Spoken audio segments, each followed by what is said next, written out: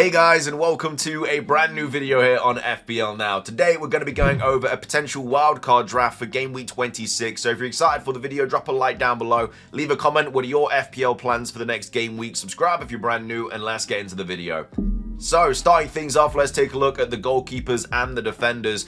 So we have in goal Raya and Jurgensen. I think these two goalkeepers actually rotate very, very nicely. You've got Raya, who's got West Ham at home this week, and then when he has Forest away and Man United away, you can then bring in Jurgensen, who has Southampton at home and Leicester at home. Now, we have already been told that Jurgensen is the new #1 for Chelsea. It might be a little bit risky going forward, but they both play in blank Game Week 29. They actually play each other. I'd obviously opt for Raya in goal for that fixture, but if you wanted to go a little bit crazy, you could always go Jurgensen. But yeah, with Southampton at home and Leicester at home, I feel like it's a pretty nice fixture run from a defensive standpoint. So you've got West Ham at home with Raya, Southampton at home for Jurgensen, Leicester at home for Jurgensen, and then you can always play Raya in blank Game Week 29, who's got Chelsea at home.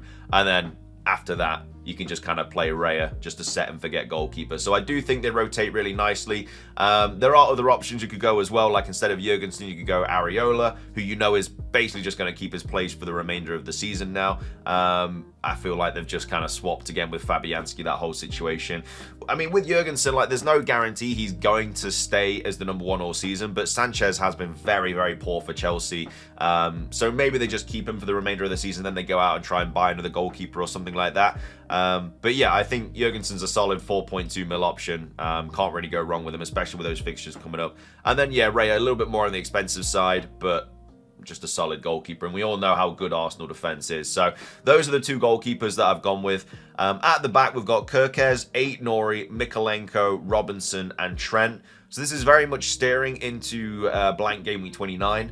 You know, all these players do play in that game week, so you don't have to worry about any transfers being used for that. Kirkez, obviously a solid option going forward anyway. Wolves at home this week. Couple of tricky fixtures there, Brighton away, Spurs away. They could kind of go either way really with those, but then of course has Brentford at home in Game Week 29, which of course is a blank, and then Ipswich at home.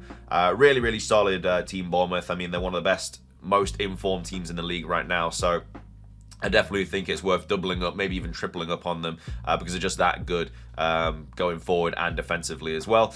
Aït-Nouri is someone that you'd probably be benching for the next few fixtures, but then obviously in blank Game Week 29 has that Southampton away fixture sandwiched between two home fixtures with Everton at home and West Ham at home. So really, really like Aït-Nouri there. He's also pushing so forward as well. Solid option, really good for the next few game weeks in my opinion. Mykolenko is also in this draft as well. Isn't somebody you're going to be playing anytime soon, but does have West Ham at home in Game Week 29. So he's just a nice little option there, and he's not too expensive either. And he does go forward. Everton have also improved vastly under Moyes, so I don't mind having an Everton defender now because they're just so solid at the back. Robinson is also in this draft as well. Some pretty okay fixtures coming up. Crystal Palace at home, Wolves away, Brighton away, and then Spurs at home in blank Game Week 29. Obviously the second most assists in the season or something this far. He's an absolute gem of a player to hold. And Fulham look really, really good as well. So I really like Robinson as an option.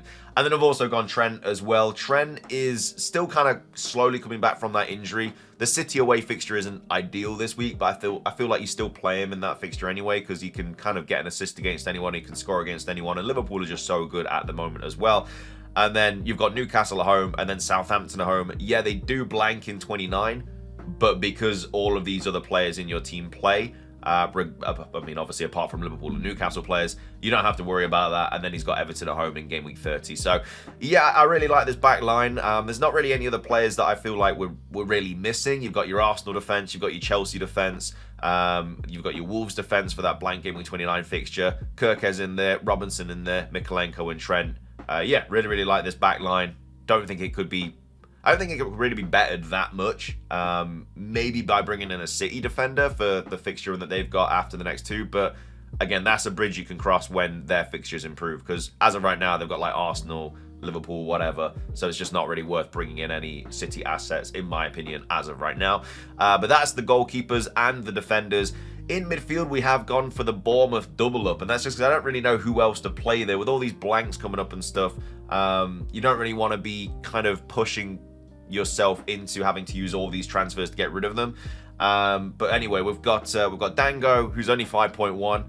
We've got Mbumo, we've got Palmer, We've got Kluivert, and we've also got Mo Salah as well. So like I said, I've gone for the double up on Kluivert and Dango. I just think, like I say, Bournemouth are such a good team at the moment. The fixtures are really good. They've got an alright fixture in game week 29 as well. Brentford at home, not too shabby. So yeah, really like the Bournemouth double up, or the Bournemouth triple up, should I say.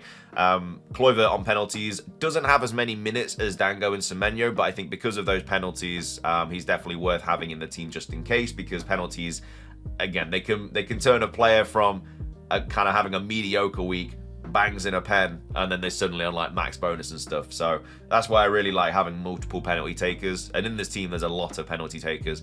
But either way, that's Dango and Kluivert. Again, you could only go with one, but there's just not really many options going forward. Like Newcastle players like Gordon, got Forest at home, Liverpool away, they blank in 29. Crystal Palace players like Eze, they've got a couple good fixtures coming up, but also blank in 29. Liverpool blank in 29, so I don't really think you need to triple up on them. And then, of course, you've got all these mediocre-ish options that it's just not really worth bringing in. I honestly think that there's not a crazy amount of options right now. Like, even with Man United, you could maybe go to Bruno Fernandes, but even their fixtures aren't crazy good. They've got Everton away, Ipswich at home, then they've got Arsenal at home, and they've also got Forest away coming up, and they've got a pretty nice fixture in blank game week 29, but United just do not look very good at the moment, so it's just not really a team that you want to go anywhere near. So that's why I've gone for the double up in Bournemouth for midfield. Also got Mbumo as well, some really nice fixtures coming up. Plays in blank game week 29 on penalties. Hasn't been hitting the ground running as much as you'd like to see lately, but hopefully that does change with the Leicester away and Everton home fixtures coming up.